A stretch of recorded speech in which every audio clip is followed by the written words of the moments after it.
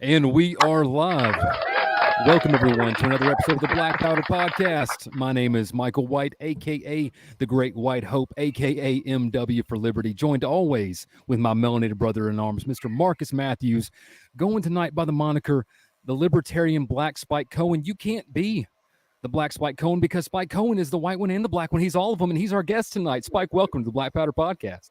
And I'm the Libertarian Spike Cohen. So Exactly. Well, that's why I put in the term black. So that's where the differentiation is. That's fair. No, that's fair. As opposed to the Libertarian Democrat Spike Cohen, who couldn't make it, unfortunately. Yeah, he could not make it. He was tied up in other affairs tonight. Yeah, I'm happy to be on, man. I appreciate both of y'all having me on. Michael, it's great to finally get to meet you in person. Likewise. And, in person. Man, I'm looking 2023 version of person. Yeah. So before we kind of get into some more heavy content, man, you just kind of wrapped up something with the firing pin up in New York, right? Yes. Isn't that where you were? Yeah. So tell us about that. What were you? I saw you mag dumping an MP5 on Facebook or something. I mean, I was very jealous. I was jealous of the AK. Yeah, so I have to be perfectly honest. Those were promo videos from other events simulating what would happen, and indeed did happen at the firing pin in New York. So the the video of the AK and the MP5 and the M16 and the M4, that was in Roanoke, Virginia with the folks at the Appalachian podcast. And then the one of just me firing the MP5 to the tune of Sprockets from Saturday Night Live, that was actually done in Nebraska at Liberty Fest. So, but at the firing pin, we had a lot of fun. There was machine gun shooting. We got to we took a cannon, which is a modified AR-15 that shoots cans. We further modified it to shoot tennis balls and used it for a dunk tank where we were taking turns shooting at dunking an ATF agent. So we had fun there. And I gave a speech. Cody Wisniewski, I think that's how you say his last name, the lead counsel for Firearms Policy Coalition, the FPC team were out there. We had a blast, man. It was fantastic, literal and figurative blast in Rochester, New York. Thankfully, the air cleared out. It originally looked like it was going to be real bad, and it ended up being there wasn't a cloud in the sky, and it was just as beautiful as could be. So it was fantastic. Nice. Yeah, it looked like a lot of fun, man. It looked like we're having a pretty good time. Yeah, so the Firearms Policy Coalition, you recommended a long time ago following them on Twitter, and that recommendation has been wonderful, by the way. I saw recently the lawsuit that came from Washington where a judge literally said, no, these I can't explain it as well as they did, but essentially the assault weapons ban was held up by saying these guns fire faster than other guns because you can fire them with one trigger. Your trigger fires faster than other. And I'm like, wait a second. Semi-automatic firearms have been around quite a long time, man. So I appreciate the shout out to them. So Spike, if we get into kind of some like what you really like to do, besides being the 2020 Libertarian vice presidential candidate, besides, the media personality you are, the commander of the Jewish space laser, apparently, all these things. I saw that you were given the keys to the kingdom. Yes. Yeah, that's right.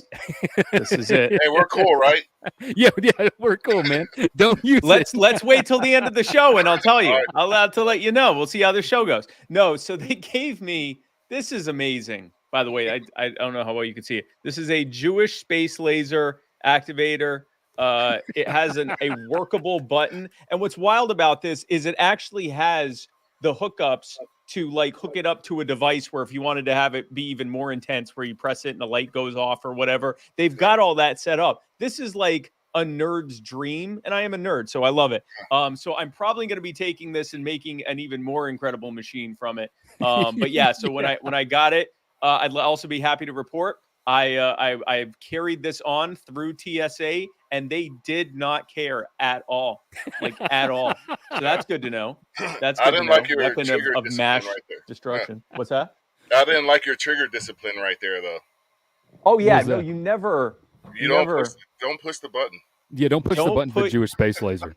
Yes, always keep your booger picker off the laser switch, and always be aware of the earth and what lies under it, because that's what the laser. So Spike, you have 3 targets for the Jewish space laser. What are they?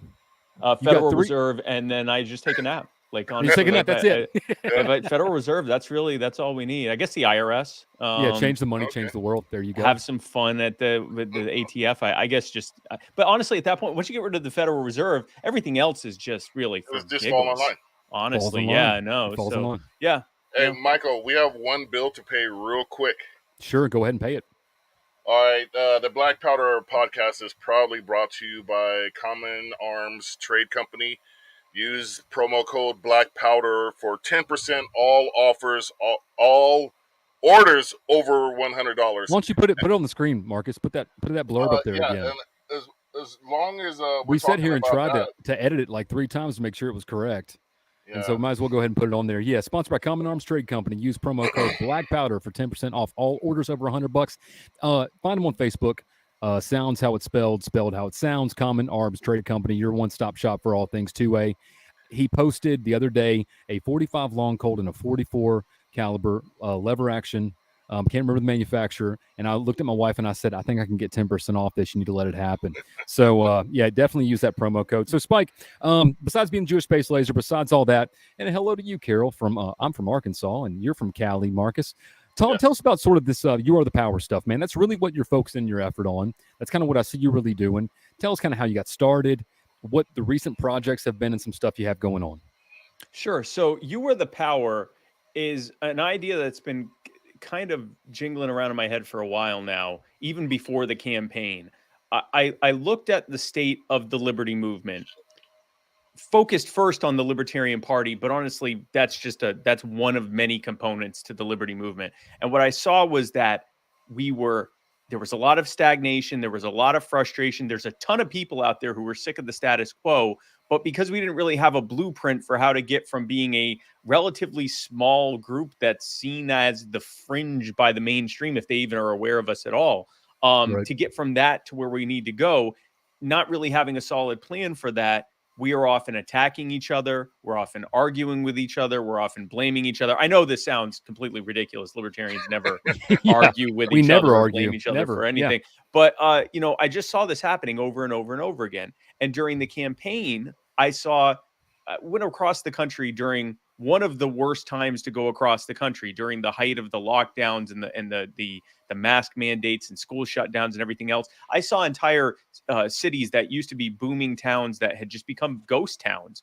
And I saw people whose lives were ruined. But I also saw dedicated activists who were looking for something to do to spread liberty. And at that time, they were helping the campaign, our White House campaign, but also the local campaigns that were happening. But they were excited. They wanted to get behind something. And so after the campaign ended, I started doing a bit of a proof of concept. I had this idea where I thought, okay, there are people who are seeing that the status quo is failing them, and they're suffering under it. They're often being directly abused and neglected by their local governments, which is where most of the tyranny happens, is at the local level. And then you got all these people that want to help people and want to grow the movement and want to open people's eyes to the fact that we do best when we respect each other as autonomous individuals. How do we connect that? And I thought, well, we find those people that need help. We meet them where they are. We help them. We organize those activists to help them. We get them involved in their communities to organize the entire community to help them. And we show not only do we care, not only do our ideas make sense and work, not only are they the ideas that people are already thinking, they're common sense, but we have an actual plan to get them done. And so we started a proof of concept. We picked a few different causes. We had incredible success with them. And we officially launched just over a year ago. In that time, we have worked on dozens of causes, both online and in person. We've helped dozens of people and gotten thousands of people organized around them. We have had a reach of measured in the millions of people who have seen our activism. And with each of those things, not only are we helping people, but we're using that opportunity to demonstrate to people that liberty works. This way isn't serving us. This way is making things worse, and liberty fixes it. And that's what we do at You Are the Power. If you want to find out more, you want to become a part of it, you can go to youarethepower.net. But it's been an incredible thing. I'm very happy to be a part of it. Yeah, I mean, yes, tell us kind of about some of the success stories, kind of what you got going on now. I know that you're going to be having a couple of rallies coming up. So, tell us about some things you've done and what you're doing right now, some specifics. Sure. So, just a few off the top of my head, we had a lady who her home had burnt down. Her insurance company gave her a temporary home to live in on her property while her home was being rebuilt. Those of you who have had to go through that, you know it can take a year or a couple of years. So they had her living in a camper. The zoning board tried to use it as an excuse to steal her property. They told her Wow. that she had 2 residences. They were fining her thousands of dollars a day. They apparently had done this numerous other times. But then we found out about it. We helped her and her community get organized around it. They backed off of her. They actually are now under investigation and the zoning board, and she moved into her home last September. Wow. We had a situation more recently, about a month ago, where a month and a half ago now, where a young married couple, they had their 3rd child. This one they decided to have at home birth with a midwife. They did take the child to a pediatrician. Did you see this one?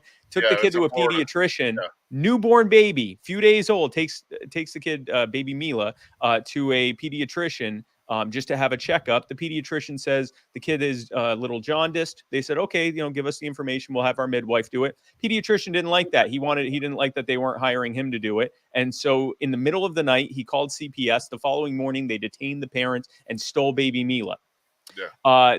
And during the time that they had Mila, she developed a rash, and the parents were trying to get it handled, and they said, nope, the foster parents will handle it. They're saying this happened under the foster. It was a disgusting thing. The more I talk about it, the more your skin will crawl. It was absolutely disgusting. Dallas CPS apparently has a long and sordid history of doing this kind of stuff. We found out about it. We helped worked with other organizations to help the community organize around it. And within a matter of days, baby Mila is back home, and there were no charges filed or anything else. These are the examples of things that we do across the country. Right now, we're working on one. This is actually our 2nd victory on this case, with hopefully more to come. There's a pastor named Moses Colbert in Gastonia, North Carolina, and he had a homeless shelter running out of his church. And during that time, there were no homeless people that died or had any issues when he was running it. The city council of Gastonia decided they wanted a homelessness crisis so they could apply for some state and federal money. Of course. So they shut down his homeless shelter. They told him that he was a church and needed to stick to matters of the faith, which last I checked, that was a matter of the faith. Was helping. Last I checked too, Spike. Yeah. I'm not even Christian, and that's my understanding of what churches are supposed to do. And so very quickly, very soon after, we started seeing multiple homeless people passing away every couple of weeks. Combination of exposure, suicide, overdose, things that happen when you don't have a place to stay, right? Right. And so the city of Gastonia successfully used that crisis they helped to create to get millions of dollars in funding. They've so far as we can tell done absolutely nothing with it to help homeless people. We did have a victory last year where they did allow Pastor Moses to start serving food and providing services to them again. We even got some trailers donated and brought down to his facility so he could have more space for educational services and things like that. The city council a couple of weeks ago tried to shut him down. They issued all these ridiculous fines without any explanation. It now appears that they are backing off now and are working with him again because they didn't realize we will come back to the scene of our last victory and have another one. And so we are going to hold them accountable. So if anyone lives anywhere near Gastonia, North Carolina, which is just outside of Charlotte, on this Saturday, the 17th, and on this Tuesday, we are having Tuesday, the 20th, we're having rallies. The 17th is at Pastor Moses's church and shelter, Faith, Hope, and Love. We'll be doing it there starting at noon. But most importantly, on the 20th is when we're going in front of the city council. We're meeting there in front of the county courthouse in the Gaston County Courthouse at 5 p.m. And then we're going into the city council meeting when it starts. And we're going to do what we do every time we have to do this. Give them a piece of our minds and let them know that the people are not behind it, that we are behind those who are trying to help those in need, and that all we need them to do is just back off and stop trying to harm people for helping each other. Well, that sounds awesome. And you hit on a point that a lot of us, kind of overlook. We talk a lot about national politics, and we're going to get into some discussion of national politics. Yep. But the truth is that most politics that affects people is local. It is. And, you know, we know that. We say that in these kind of conversations, but we often forget it. And we use our activism, I think, sometimes inversely proportional to where we should. We get very riled up about things at a national level. We let things become a dumpster fire in our own cities. What was that comment from Angry Alaskan, Marcus, that you just had up there? I think he said it really well. Pull it back up. When the state has a monopoly on charity, the quality of charity becomes equal to what you would come to expect from the DMV. That's a perfect way of saying that. Yeah, that's exactly a perfect way of saying that. And who to think that that somebody would actually want the problem so they could be the solution, right, Spike? So that's what's wild about it. Imagine having the mindset of saying, we want to get this money, but we can't have it unless we have a crisis. Yeah. And a normal non-psychopathic person would say, well, that's good. We don't need the money because we don't have a crisis. It's being handled, right? Right. A psychopath or someone who in government, but I repeat myself, would look at that and say, aha, we could allow a crisis to happen and then we get the money. And it's incredible that they will look at a situation of a pastor using funds that he voluntarily raised to help people in need at zero cost to the taxpayer. And look at that situation, a situation in which, by the way, the hospitals and some of the police, when they are dealing with people that don't have an address and are looking for a place to stay overnight if they've gotten in trouble and have now been processed, they take them to Faith, Hope, and Love. Right. So you literally have agents of the state who are saying, or agents of the city or the county saying, well, this is as good a place as any to bring them. It's a safe place. They'll be fine. They'll be off the streets, and it's a good thing. And imagine being in a city council position and looking at it and saying, absolutely not. Yeah. Well, as you well know, we know, liberty and self-reliance is a threat to the state in general. They don't want to see that succeed. It cannot succeed. And unfortunately, all too often, it is squashed before it can succeed. So it's awesome to have you and movements like yourself doing that. Marcus, what you got, brother? Yeah, I want to play devil's advocate here for just 1 second. I want to point of contention that I have not recognized the government doing or creating crises, and then going forward. I mean, I don't see government doing that. You haven't seen the Hegelian dialectic at work. You haven't seen the Hegelian dialectic at work. The problem solution of government that we have. Really? I mean, the COVID thing. Yeah.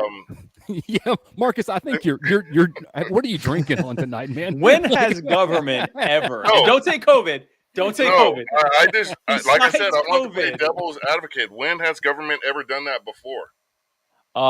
You're right. I never thought of it that way. But you're right. They just never. We need somebody to stand up for government. I just want to make sure we have counterbalances. Yeah. How did you become You might be the Black Spike Cohen, but you're not the Libertarian Black Spike Cohen. I can go back and change that later, but I just want to advocate for the government for one moment here, because I don't think you guys are being fair. We're gonna splice this part out to put up there to make sure Facebook doesn't get mad at us. This part, yeah, that's what this is for.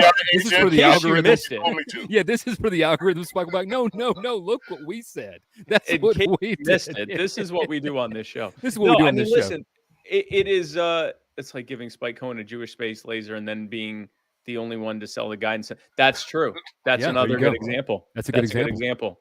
That's a good example. No, I mean, look, we look at COVID, and the most charitable interpretation of what happened with COVID is that, or the most charitable one I can come up with, is that the government was concerned that we would end up with a SARS-like virus that mutated quickly and spread quickly from animals to humans and would be a novel zoonotic illness that we'd have no antibodies for, and that we need to do something about that.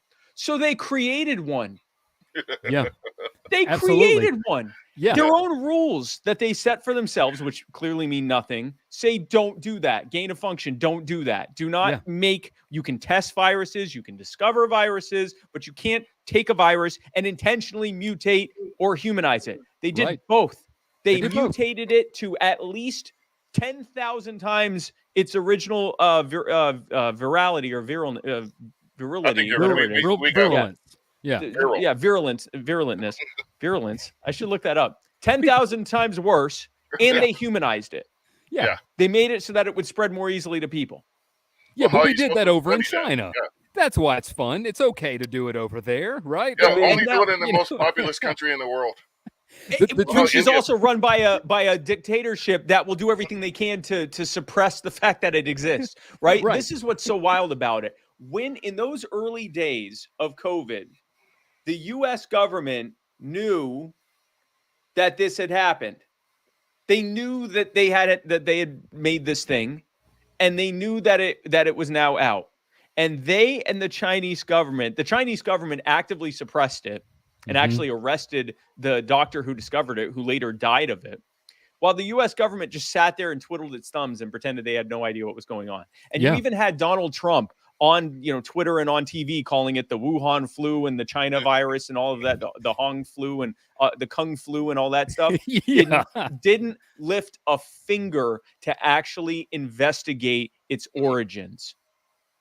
Nope. Didn't lift a finger. Nope. There was plenty of reason to question it. And here he is. He's tweeting, alphabetically every state, liberate this country, liberate this city, liberate that city, or liberate this state, liberate that state, while he is behind the scenes pressuring the Republican governors not to end their lockdowns before he tells them to. Yeah. So it's all garbage. You're being lied to. Now, I like what you said about focusing local, because, and this is why I focus local. Number one, we can achieve victories right now locally. That's right. Yeah. There's not a heck of a lot we can do at the national level other than open people's eyes up to it, which is largely what we do. We message what's happening and we give the best take on it. Outside of that, there's not a heck of a lot we can do yet. But right now, we can see change at the local level. And what that does is it shows people, not just in that community, but across the country, that our ideas work, and they work where they matter the most and the most immediately, in our backyards. You can grow that into a movement that can now affect things at the state level, at the national level. You're not.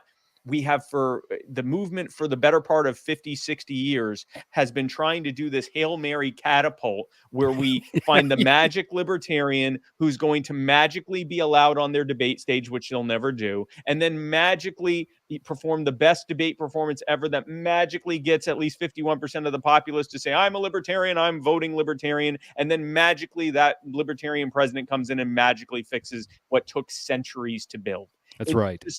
That's not how it works. And frankly, what we should be trying to build shouldn't be built on their system anyway. Electoral politics should only be one aspect of what we're doing. We need to be building a culture that isn't based on saying, well, we're going to take over government and do it the right way. We need to be building a culture that says, back off, give us our power back, and let us do it. And that's what we do at You Are the Power. Yeah, it's first off, you pump me up. Second, I think you pump everybody up, and that's exactly true. Is that we can't untangle a system that's this tangled. We can't do it. Okay, yep. And so we need to realize that libertarian messaging on a national level is an umbrella policy at best. It's meant to go ahead and say, here you can see this. The real work has to happen at the local levels, and so when we have really good local candidates running, we need to support those people. We need to those city councilmen, those just of the peace, those kind of candidates. This is something else that you're kind of interested in too, is helping local candidates win offices, right?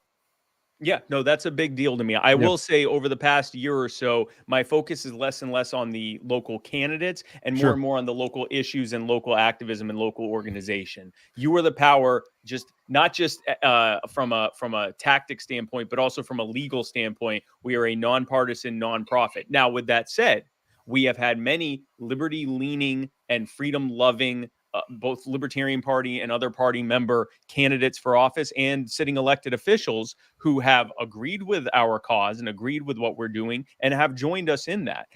So taking off the You Are the Power nonprofit 501c4 hat and putting on the Spike Cohen hyper-partisan libertarian hat, this party is going to have to grow at the local level. And there's, for many similar reasons as that we were just talking about, we can win there. We've already won hundreds of races almost despite ourselves, despite not having an actual local strategy.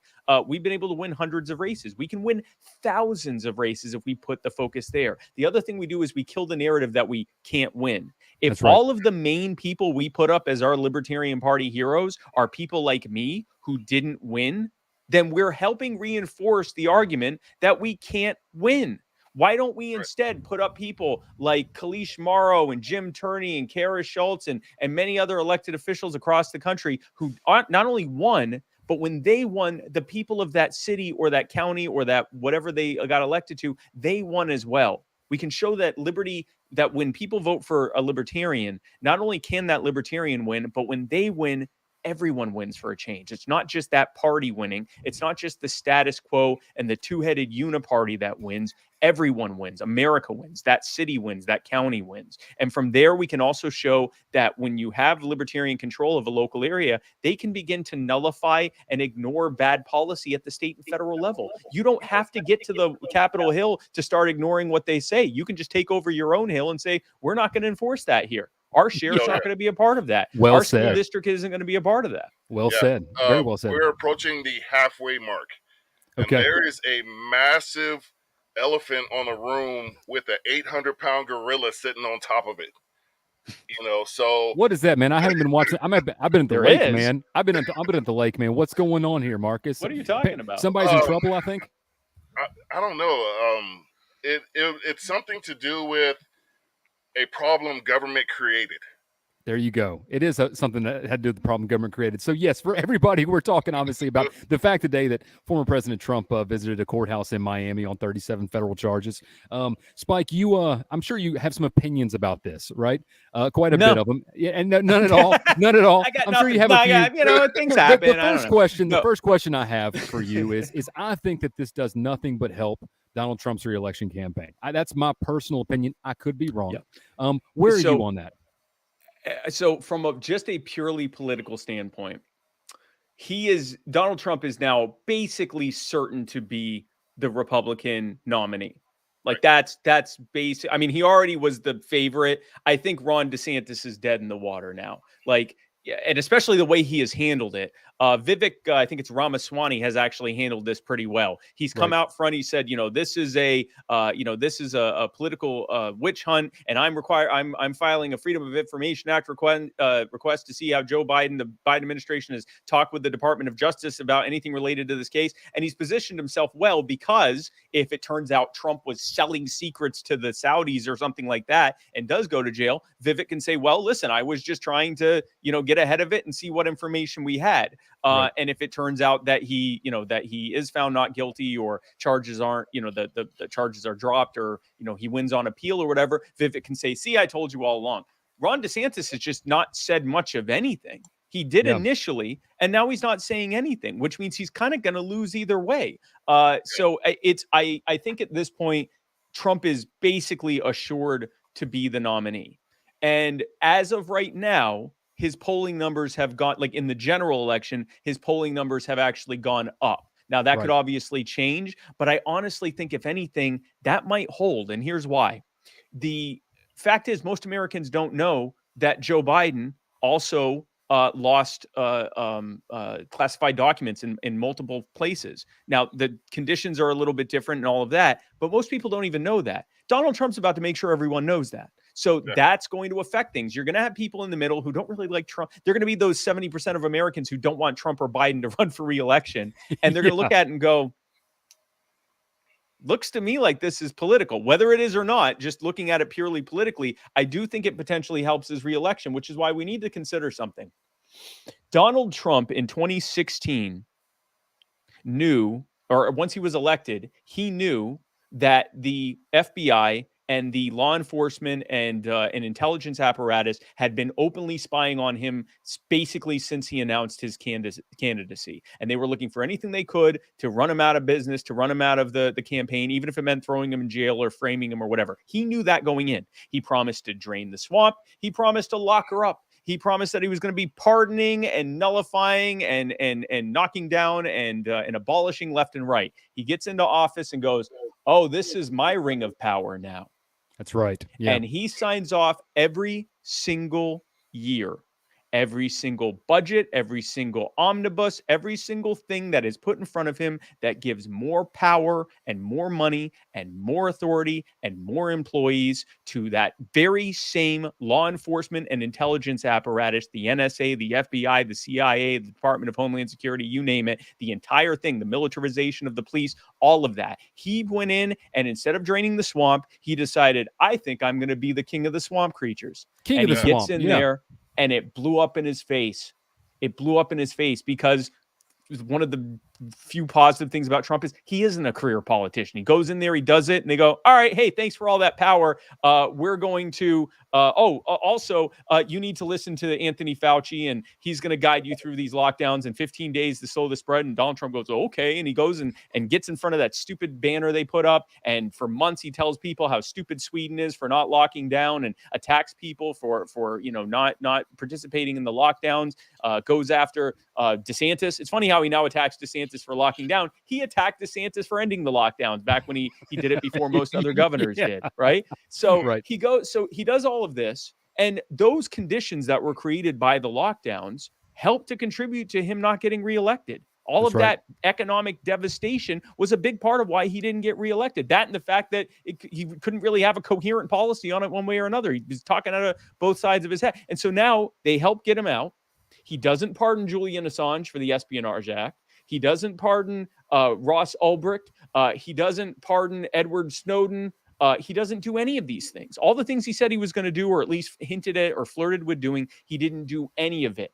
And he gets out. They impeach him a second time for good measure. And now he's in his second indictment with possibly a third one to come. And Georgia is bad too. And the Georgia one too. So you could very much end up in a situation where this guy helped further build up the apparatus, giving it more funding, more authority than it ever had under any other president. And now they're using it against him.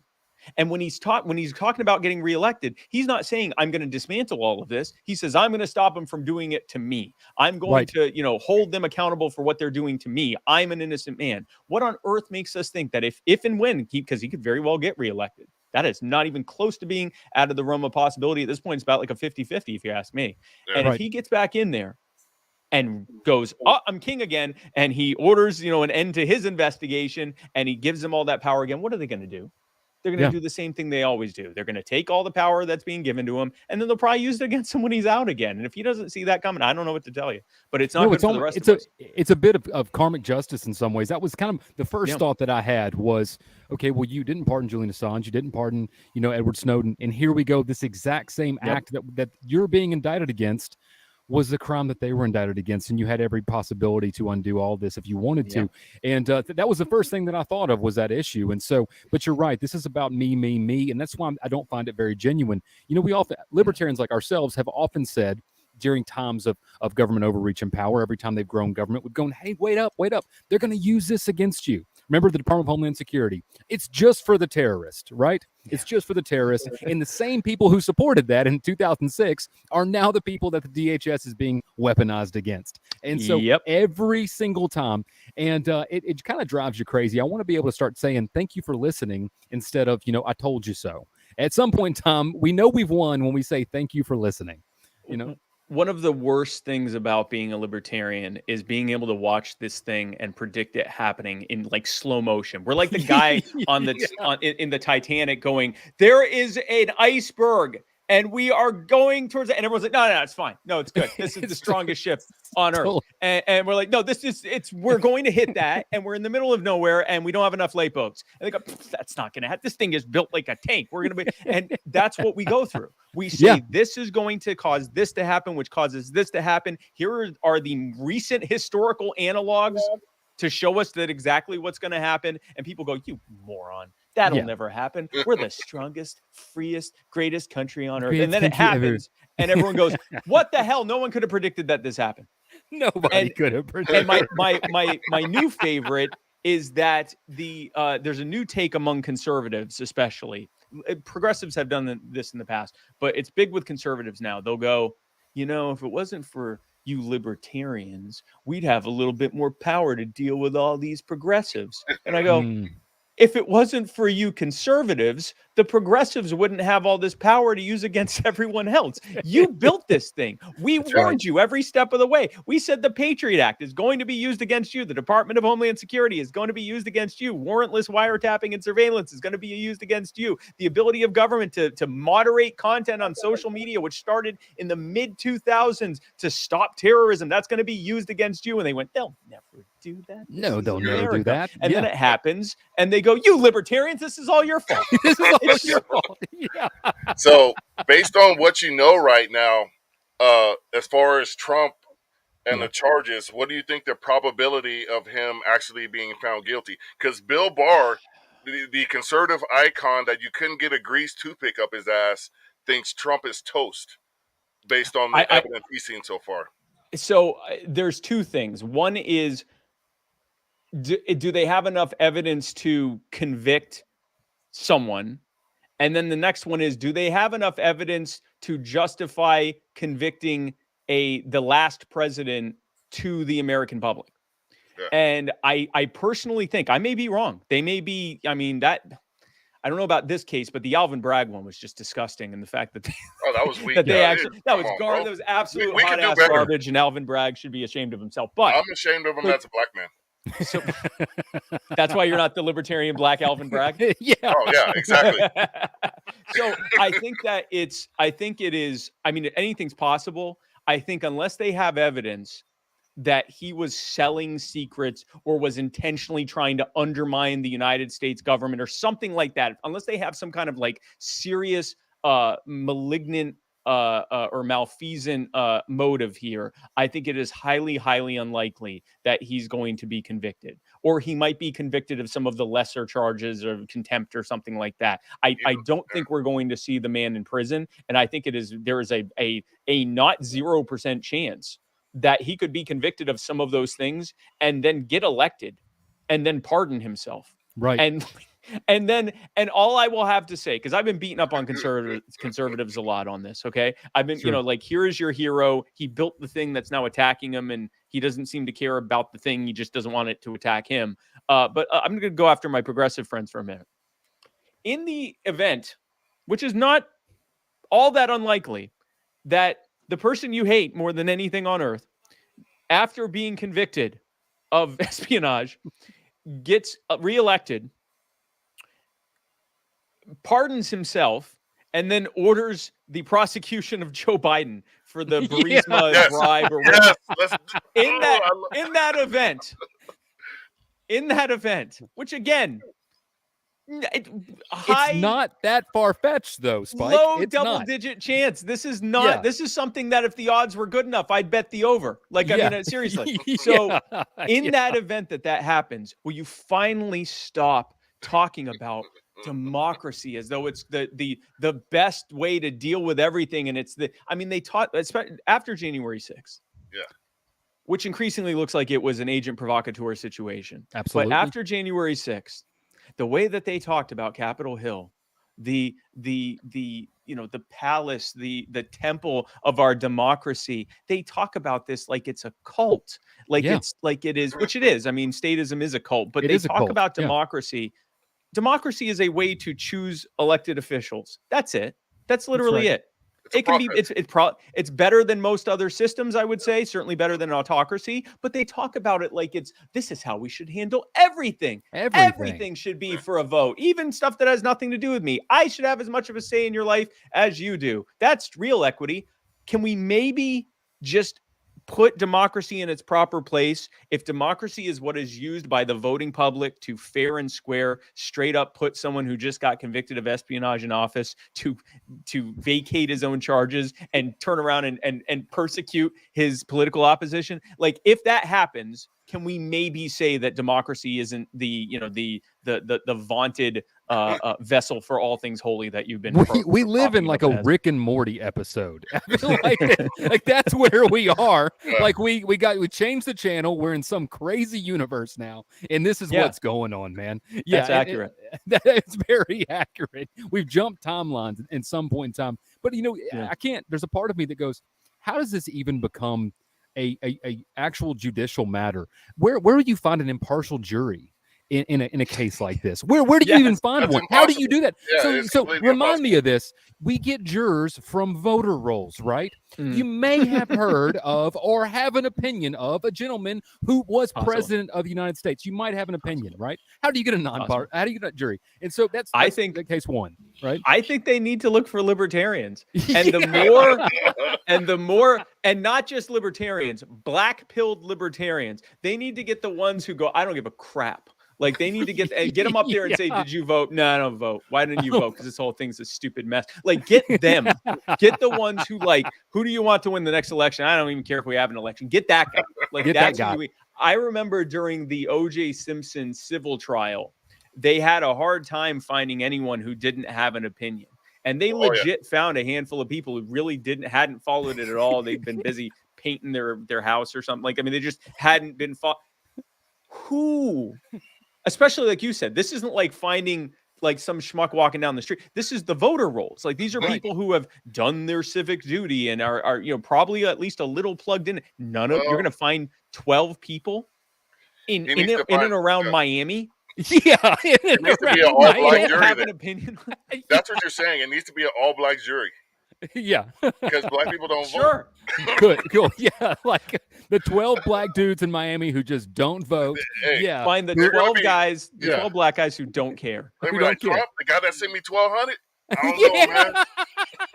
No, but see, that's the problem. See, that's they're already biased, Marcus. But, they're already biased. You know, like, from the black perspective, from that really doesn't mean shit at the end of the day, because that money gone. That money was backwoods. And he gave me back my 1,200. Yeah, he gave me back my 1,200. I'll tell you what, if we get another stimulus out of this, we're gonna quit this, man. I am not sure who you're gonna find that doesn't. There's no one. It's at best you're just gonna find people who aren't highly partisan one way or another. Again, I say you look for the most black-pilled, non-voting anarchist you can, and have them go and have them just like be like, but then that can backfire because it'll be like he was leaking documents. Yeah, I don't care. Yeah, I don't care. Yeah, but that's illegal. No, I don't care about that either. Jury nullification. Jury nullification. Like, and I'll tell you something, because very early on when I was asked about this, I said, listen, absent, a malicious intent, something that could truly harm us, like the nuclear codes or something like that, pretty much with no exception, every time government secrets have been leaked, it's been good. That's right. Every single time that I can think of for the past several decades, the Pentagon Papers, Julian Assange, Edward Snowden, Chelsea Manning, Reality Winner, the Afghanistan Papers. I consider a lot of these Twitter files to be kind of leaks of government information, even though they weren't technically classified. The stuff that this guy showed to his gamer friends in Minecraft that showed that all this stuff we were on Ukraine was based on lies. Every single time we find out some really hard truths about the fact that we're getting lied to and screwed over. So you know what? I want to see what he leaked. You know what? Because I'm being told that has something to do with war plans for Iran. You know what? I'd like to see that. Thanks, Donald Trump. I'd like to find out about the government trying to get us into war with a country that possibly has nuclear weapons and is directly next to Russia and China, which both are major nuclear superpowers. Yeah. I would like to hear about that. Might be something I want to know about. It might be something I'd like to know about. What you were planning to lie about. Especially when you look at the history. I mean, you can look at like Wesley Clark a decade ago was talking about the plan to take out all of the different countries that weren't on board with U.S. policy in North Africa and in the Middle East. And every single one of them, not all at once, but, this one in 2011, this one in 2008, this one at this time, this one in 2014, every single one of them. It just so happened that we found out that they're terrible countries that we had to liberate. We have to go bring them some freedom. Yeah. That's what a coincidence. Yeah, I don't think they're going to get Trump on what you were mentioning right now, Spike. If the only possibility of him getting found guilty is going to be on the obstruction. And that's very possible. Very possible. The other stuff, the difficulty in that is people want to see the evidence. And if these things are top secret, as they say they are, the government is not going to want to expose any of that. It's an absolute legal quagmire, isn't it? Yeah.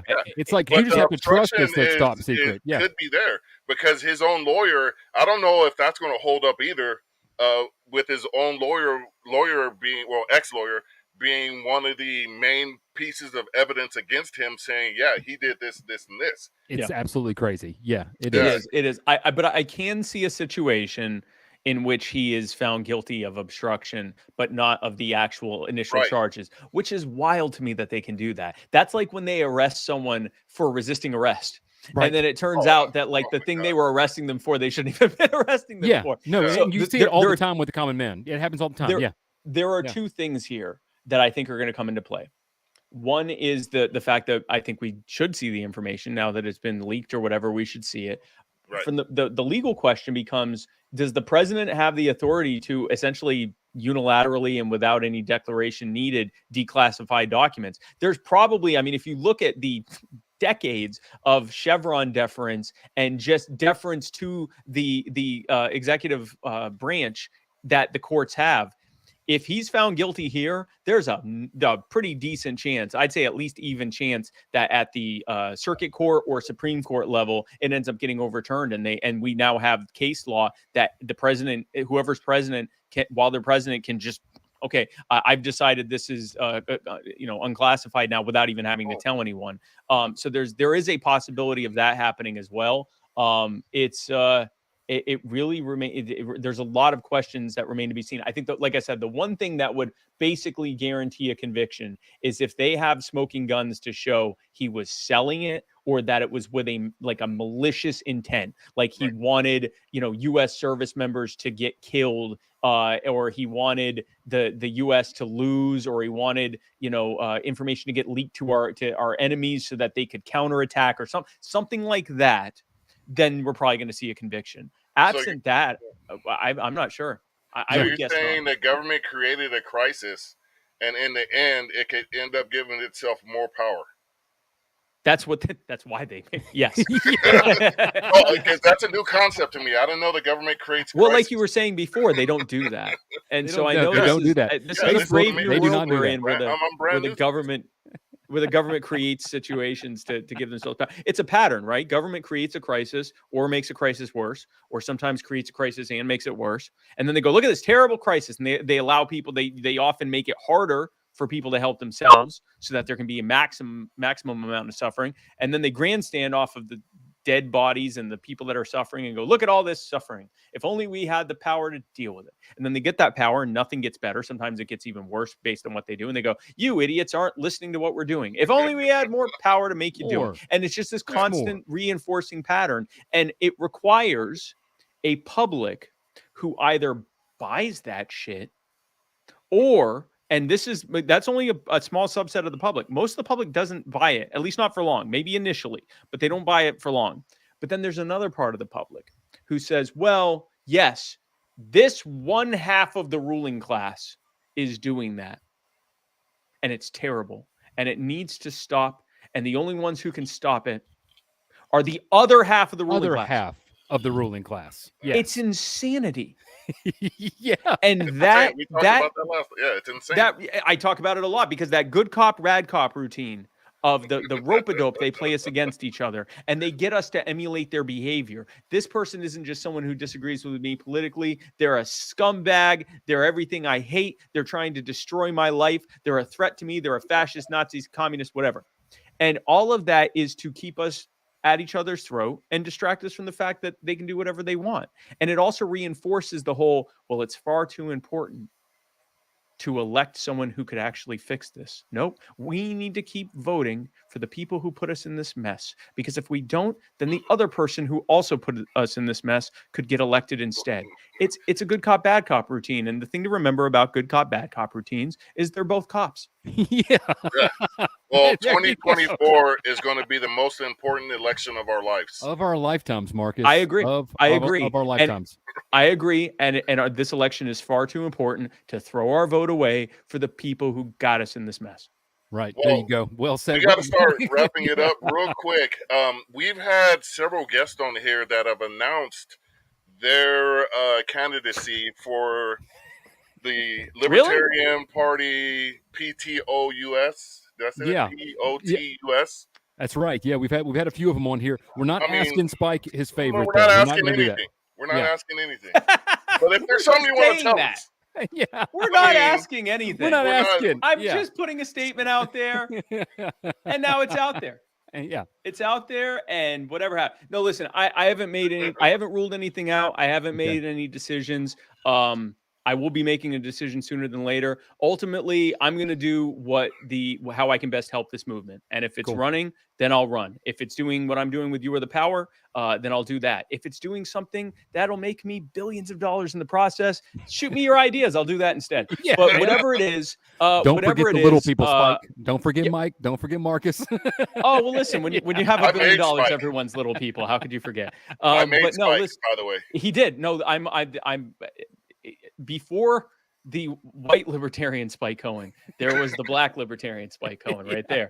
No, listen, I will. I put it this way: if I had already decided I was going to run, which I would tell you, I'm not going to keep anything a secret. But if I had already decided I was going to run, I wouldn't be doing anything differently than I'm doing now. Yep. If I already decided I wasn't going to, I wouldn't be doing anything differently than I'm doing now. I'm going to help this movement however best I can, and we'll see what that looks like. With that said, there are people who have already announced. You've got Chase Oliver, you've got Lars Mapstead, you've got, in fact, I think Lars was in the comments a minute ago. Yeah, you got Lars Mapstead, you got Mike Termott, you got Jacob Hornberger.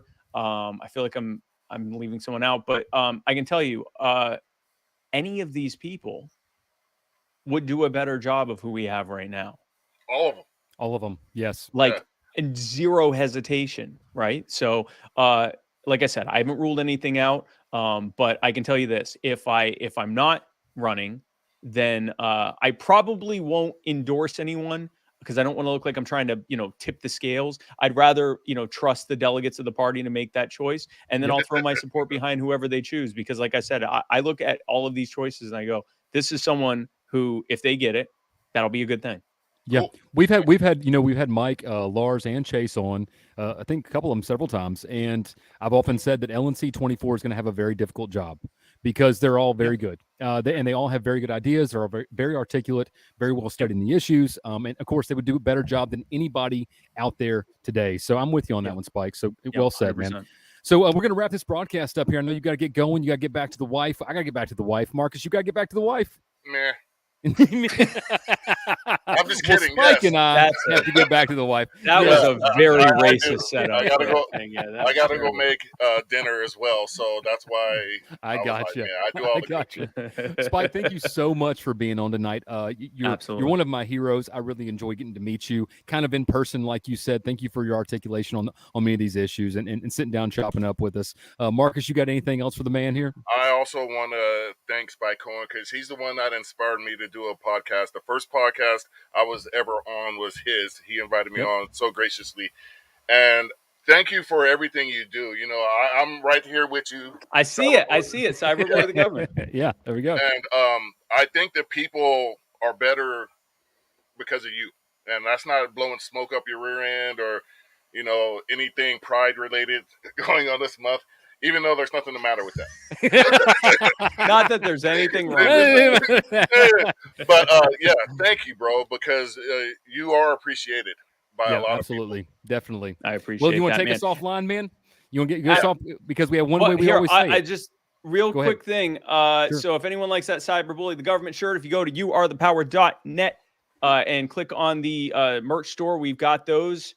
For the low price of, I don't remember, but you can get them all the different sizes. Get them for your kids. And if you are anywhere near Gastonia, North Carolina, come join us. If you go to spikecohen.com, we've got all the events that are set up on Saturday the 17th and on Tuesday the 20th.